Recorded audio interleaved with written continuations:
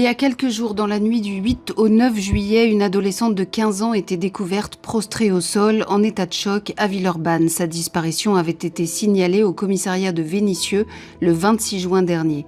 Prise en charge par les secours, elle avait été transférée à l'hôpital Édouard Herriot pour des soins et examens. Présentant des difficultés à s'exprimer, elle avait livré un récit glaçant aux enquêteurs, évoquant avoir été enlevée à la sortie de son lycée, droguée et séquestrée dans une cave. Quelques jours plus tard, la jeune fille a changé de version et reconnu qu'elle a inventé cette histoire d'enlèvement. Elle aurait en réalité été hébergée chez un quinquagénaire. L'homme a été entendu par la police. Il dit l'avoir croisée le jour de sa disparition. Elle était restée assise sur un banc toute la journée et il lui a proposé l'hospitalité. L'état dans lequel elle a été retrouvée s'expliquerait par la prise d'un médicament qui lui aurait provoqué une hypoglycémie.